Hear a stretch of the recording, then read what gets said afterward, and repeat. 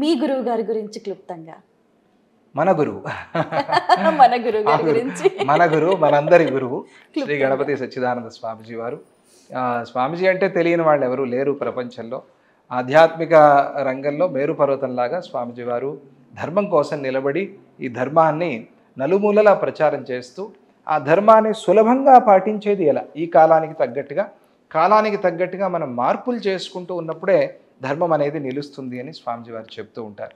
ఒకే పద్ధతిలో నేను ఇలాగే ఉండాలి అని అంటే అది జరగకపోవచ్చు. ఆ కాలానుగుణంగా మార్పులు చేసుకుంటూ, అలా అని చెప్పి మార్పులు కదా అని చెప్పి తప్పుల్లోకి దిగకుండా, ఆ తప్పుడు మార్గం కాకుండా మంచి మార్గంలోనే ఉంటూ కాలానికి తగ్గట్టుగా ధర్మాన్ని మనం ఆచరించాలి అనే దాన్ని చెప్తూ, దానికి చాలా ముఖ్యమైనది భగవన్నామ స్మరణ. భగవత్ స్మరణ అనేది ఉంటే గనక మనం మరణ భయాన్ని నుంచి బయటపడతాం. స్మరణం ఉంటే మరణం ఉండదు. అందువల్ల భగవన్నామస్మరణ చేయండి అని చెప్తూ లోకంలో స్వామిజీ వారు ప్రచారం చేస్తూ, అలాగే క్రియాయోగ, దత్త క్రియాయోగం అనే దాన్ని కూడా జనానికి పరిచయం చేస్తూ, ఇప్పుడు భగవద్గీత ఇది మన అందరికీ సంబంధించిన గ్రంథం. ఇది ఏదో ఒక ధర్మ గ్రంథం అనేందుకు వీల్లేదు దీన్ని. ఇది మానవ ధర్మ గ్రంథం, విశ్వజనీనమైన గ్రంథం, మానవాళికి అంతటికీ ఉపయోగపడేటువంటి గ్రంథం ఇది. యద్యపి ఇది మన భారతదేశంలోనే పుట్టినప్పటికీ, ఇది హిందూ దేవుడైనటువంటి కృష్ణ పరమాత్మ చెప్పినప్పటికీ కూడా ఈ భగవద్గీత అనేది ప్రపంచంలో ఉండే అందరూ మానవులకి ఉపయోగపడేటువంటిది అని, ఆ భగవద్గీతని కేవలం మానవులకే కాదు జంతువులకు కూడా ఇది ఉపయోగపడింది అని మనకు పద్మపురాణం చెప్తోంది.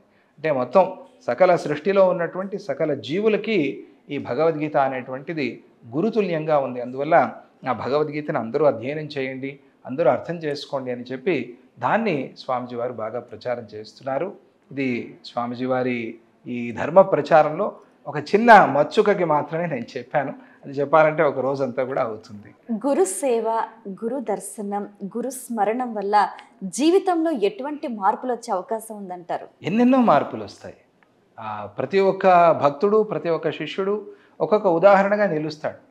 ఆ మార్పులు వచ్చిన ఆ భక్తుల్ని, శిష్యుల్ని మనం గమనించుకోవాలి, వాళ్ళని అడగాలి, వాళ్ళ అనుభవాలు తెలుసుకోవాలి. అప్పుడు గురు దర్శనం, గురు సంభాషణం లేదా గురువుతో మనం కలిసి ఉండటం, దానివల్ల కలిగేటువంటి ప్రయోజనాలు మనకు తెలుస్తాయమ్మా. ఇది అది అని చెప్పేందుకు వీల్లేదు.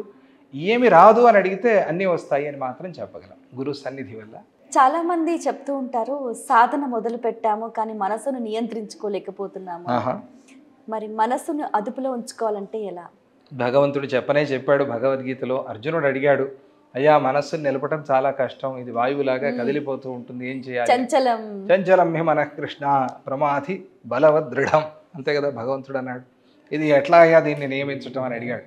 అడిగితే ఏం భయపడాల్సిన పని లేదు, నువ్వు చెప్పింది నిజమే, మనసు కదిలిపోతూ ఉంటుంది, కానీ అభ్యాసేనతు కౌంతేయ వైరాగ్యేణ చ గృహ్యతే. అభ్యాస వైరాగ్యాలు రెండు కూడా మనస్సుని కట్టడి చేయడానికి అందరికీ తప్పనిసరిగా కావాలి. ఏమిటి అభ్యాసం అంటే ప్రతిరోజు ప్రాణాయామం చేయటం, ప్రతిరోజు యోగాభ్యాసం చేయటం. అలా చేయటాన్ని అభ్యాసం అంటారు. నిరంతరంగా చేసేదాన్ని అభ్యాసము అంటారు. నైరంతర్యం ఉంటే దానికి అభ్యాసం అని పేరు. ఆ అభ్యాసం ప్రతి ఒక్కళ్ళు పెట్టుకోవాలి. ఈరోజు ఏదో నాకు కష్టం వచ్చింది వ్రతం చేశాను అన్నట్టుగా ఉండకూడదు అభ్యాసం. ప్రతిరోజు మనం ఎట్లాగైతే నీళ్లు తాగుతామో, ఊపిరి పీలుస్తామో అట్లా ఉండాలి అభ్యాసం. వైరాగ్యం అంటే ఏమిటి? వైరాగ్యం అంటే మన సమయాన్ని మన కోసం మనం కేటాయిస్తున్నాము అని అనుకుంటున్నాము, అలా కాకుండా నిజంగా మన కోసం, అంటే నన్ను నేను అర్థం చేసుకోవటం కోసం, ఆధ్యాత్మిక మార్గంలో ఉండటం కోసం ఆ సమయాన్ని భగవదర్పితం చేస్తూ సాధన చేసినప్పుడు అది వైరాగ్యం. ఎందుకంటే మన చేతిలో ఉన్నది సమయమే, ఇంకేది లేదు మన చేతిలో, అంతా భగవంతుడు ఇచ్చిందే. మన దగ్గర మనదంటూ ఉన్నది ఏది అంటే సమయం. ఆ సమయాన్ని సాధన కోసం కేటాయించడం వైరాగ్యం అని అనిపించుకోవచ్చు. ఎందుకంటే తక్కినవన్నీ పక్కన పెట్టి వేరే ఎటువంటి ఆలోచనలు రాకుండా ప్రాపంచికమైన విషయాల నుంచి దూరంగా ఉండి ఆ కొద్దిసేపు అయినా కూడా ఆ మనస్సుని భగవదర్పితం చేసి భగవంతుడి మీద కేంద్రీకృతం చేయటం వైరాగ్యం. ఇవి రెండు అభ్యాసం చేస్తే మనస్సు ఖచ్చితంగా మన వశం అవుతుంది, కొద్దిగా అయినా కూడా వశం అవుతుంది, కంట్రోల్ అవుతుంది. అప్పుడు ఇటువంటి ఇబ్బందులు ఉండవు. ఎందుకు అంటే ఈ కాలంలో పిల్లల్లో మనం చూస్తున్నాము, చిన్న చిన్న అపజయాలకే ఓడిపోయి ఏదో పెద్ద అయిపోయింది అన్నట్టుగా ఏవేవో చేసేసుకుంటున్నారు. మనం చెప్పను కూడా చెప్పకూడదు, అటువంటివి కూడా జరిగిపోతున్నాయి. ఆ పిల్లల్లో ఆ ధైర్యం, ఇప్పుడు మా దత్తభక్తులు ఉన్నారు, ఎన్నెన్ని కష్టాలు వచ్చాయి, తనే ఉంది ఎదురుగుండా.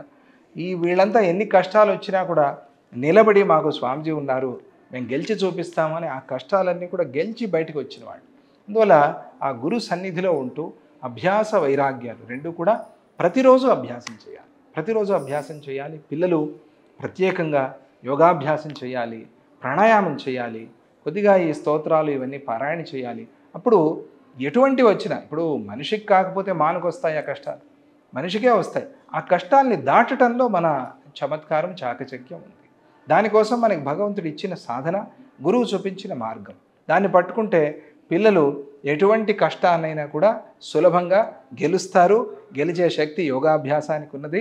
అందరూ యోగాభ్యాసం చేయండి, ఆధ్యాత్మిక మార్గంలో ఉండండి, మీకు తప్పకుండా జయం కలిగి తీరుతుంది.